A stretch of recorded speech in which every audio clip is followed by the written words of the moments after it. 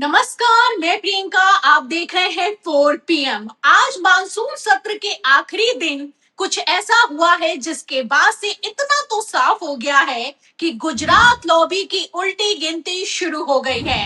मतलब कि अमित शाह पहले तो मीडिया के सामने आए, लेकिन फिर भी सदन की कार्रवाई में शामिल होने की हिम्मत नहीं जुटा पाए। तो लास्ट मोमेंट पर ऐसा क्या हुआ कि अमित शाह के भाषण को कैंसिल कर दिया गया?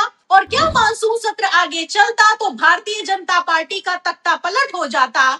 एक एक करके सारे सवालों के जवाब आपको बताएंगे। आखिर क्यों अचानक से सदन के सत्र को स्थगित किया गया है, इस पर भी चर्चा करेंगे। चर्चा करने के लिए हमारे साथ मौजूद हैं दैनिक भास्कर के वरिष्ठ पत्रकार, political editor KP Malik sir.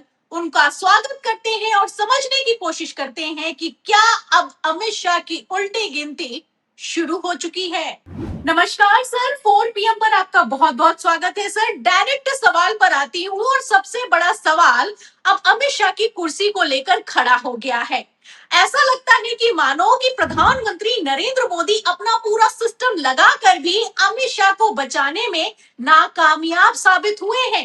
मतलब कि पहली बार ऐसा हो रहा है कि देश का गृह मंत्री मीडिया के सामने आता है और कहता है कि 3 बजे से 3 बजे तक सदन में मौजूद रहूंगा, 24 घंटे चर्चा होगी, दूध का दूध पानी का पानी हो जाएगा।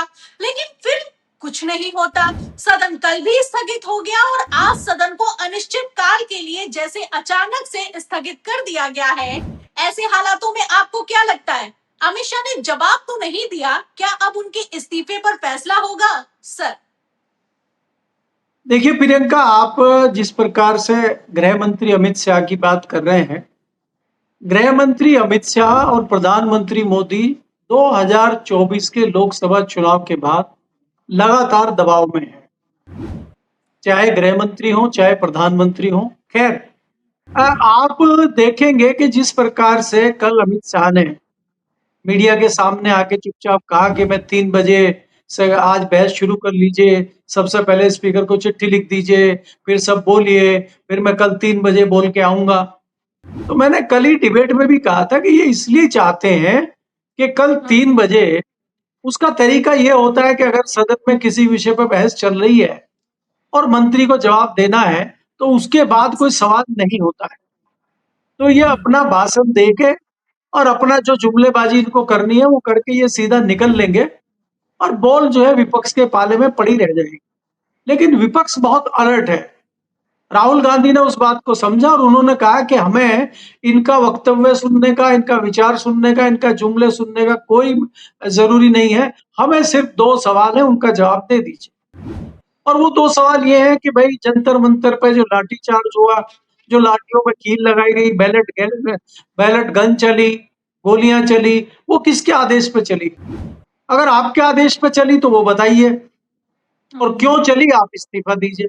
और अगर आपने कहा कि भाई मैंने तो आदेश दिया नहीं है, तो अगर आपने आदेश नहीं दिया तो दिल्ली पुलिस आपके अंडर में है, और दिल्ली पुलिस अगर आपकी सुन रही है तो आप गृह मंत्री रहने लायक नहीं है, तो आप इस्तीफा दीजिए।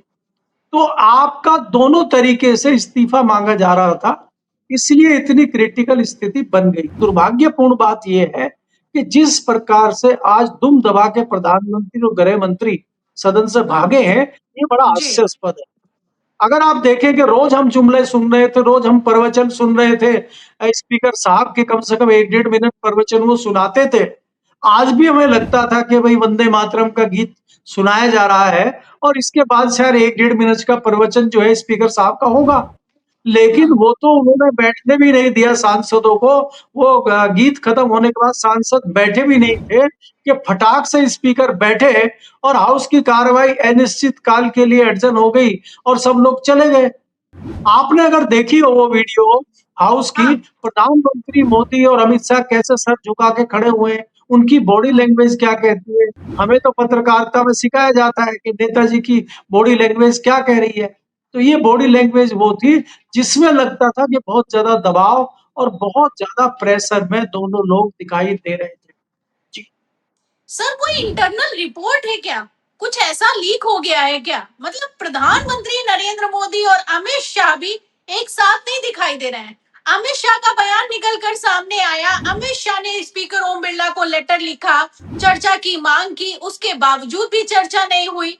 तो क्या कुछ ऐसा है जिसे छुपाने या दबाने की साजिश की जा रही है?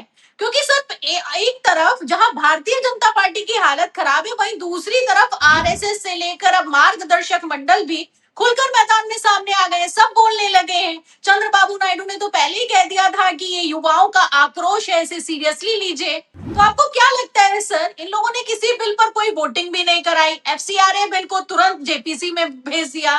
क्या 2/3 के चक्कर में मौजूदा बहुमत भी हिल गया है सर? देखिए प्रियंका, ये बात आपकी बहुत दमदार है, इसमें कोई दो राय नहीं है कि आज सरकार खतरे में है। और कई लोगों ने 2 दिन पहले, मैंने भी चैनल पे कहा था कि आशंका इस बात की है कि अगर विपक्ष ऐसे में ये मांग कर दे कि सरकार बहुमत सिद्ध करे, तो शायद सरकार बहुमत सिद्ध ना कर पाए। क्योंकि आपने देखा कि एफसीआर बिल को जिस प्रकार से आपने जेपीसी में भेजा है, जिस प्रकार से आप परिसीमन बिल की बात कर रहे थे, जिस प्रकार से दूसरे सांसदों को तोड़ के आप लाए थे शाम दाम दंड भेद, उससे जो आपके अपने एलाइज थे वो कहीं ना कहीं भाग गए। आप बताइए, चंद्रबाबू नायडू परिसीमन के मामले में क्या जवाब देंगे अपने लोगों को? चंद्रबाबू नायडू अपने जैन जी को क्या जवाब देंगे? उनको भी तो राजनीति करनी है ना आंध्र प्रदेश में। दूसरी चीज आपने देखी कि जिस प्रकार से चंद रोज पहले अमित शाह महाराष्ट्र, तमिलनाडु, कर्नाटक का दौरा कर रहे थे और वहां सांसदों को तमाम शाम दाम दंड भेद और लालच की थैलियां दिखा रहे थे, उसके बावजूद सांसद नहीं आए, तो सरकार और अमित शाह और मोदी जी बहुत दबाव में आ गए। नहीं तो आप देखिए, जब जब संकट आया है पिछले 10-12 सालों में सरकार पे, अमित शाह ने जोरदार तरीके से सरकार का भी बचाव किया है, मोदी का भी बचाव किया है, तमाम दूसरे मंत्रियों का भी बचाव किया है। ऐसी क्या परिस्थितियां हो गई कि मोदी जी एक बार भी सदन में नहीं आए, खुद तो बोले ही नहीं वो, उन्होंने अपने किसी दूसरे दमदार मंत्री को भी खड़े नहीं होने दिया हाउस में। घुमा फिरा के सिर्फ किरण रिजिजू जो है थोड़ी बहुत नूरा कुश्ती कर रहे थे, उसमें भी कोई खास दम नहीं दिखाई दिया। वो नॉर्थ ईस्ट आते हैं, उनकी हिंदी इतनी बढ़िया नहीं है, सब्जेक्ट किसी भी सब्जेक्ट पे उनकी बहुत अच्छी पकड़ नहीं है, तो भारतीय जनता पार्टी यहाँ घिरी हुई नजर आती है। तो इसमें हमें यह अंदेशा लग रहा है कि जिस प्रकार से परिसीमन के बिल पे इन्होंने आकलन किया है और वो तमाम सियासी दल खिसकते हुए नजर आ रहे हैं, तो कहीं ऐसा ना हो कि जो एनडीए के अलाइज हैं वो भी अंदर ही अंदर परिसीमन पे घबरा गए हों, जैन जी से घबरा गए हों, क्योंकि कई जगह चुनाव है। तो आज इनको अकेला छोड़ दिया है सबने, आज सिर्फ 2 क्रांतिकारी अकेले खड़े हैं, बाकी सब निकल लिए इनको छोड़ के। तो ऐसे में इनकी स्थिति बहुत खराब है। जी बिल्कुल सर, स्थिति तो तभी पता चल गया था कितनी खराब है जब धर्मेंद्र प्रधान का इस्तीफा हो गया था। और जाहिर सी बात है सर, परिसीमन बिल इस बार के मानसून सत्र में अमित शाह का मुख्य एजेंडा था। इसीलिए ऑपरेशन लोटस चला, 2/3 बहुमत का जुगाड़ करने के लिए चंद्रबाबू नायडू तक को साइड कर दिया गया। तस्वीरें निकल कर सामने आई कि नायडू की जगह कापोली घोष को खड़ा किया गया और अंत तक प्रधानमंत्री नरेंद्र मोदी ने हार नहीं मानी और बागियों के साथ मीटिंग भी हुई, लेकिन फिर भी ये परिसीमन बिल सदन से पारित नहीं हो पाया। कहा तो ये जा रहा है कि परिसीमन बिल अगर नहीं पारित हुआ तो भारतीय जनता पार्टी 2029 लोकसभा चुनावों में अपनी जमानत तक नहीं बचा पाएगी। फिलहाल सर आखिरी सवाल लेती हूँ। कहा तो जा रहा था राहुल गांधी की तरफ से कि अमित शाह या तो दोषी हैं या फिर अयोग्य हैं, दोनों ही सूरतों में उन्हें अपने पद से इस्तीफा दे देना चाहिए। फिलहाल अमित शाह ने कोई सदन में जवाब तो दिया नहीं। अब किसी को क्या पता कि वो दोषी हैं या फिर कि अयोग्य हैं। ऐसे हालातों में आपको क्या लगता है, जैसे आरटीआई की रिपोर्ट निकलकर सामने आई है, क्या अमित शाह ने अपनी गलती मान ली है? और क्या धर्मेंद्र प्रधान के बाद अब अमित शाह की भी उल्टी गिनती शुरू हो गई है? और क्या अमित शाह सबसे बड़ा खतरा अब प्रधानमंत्री नरेंद्र मोदी की कुर्सी के लिए बन गए हैं सर?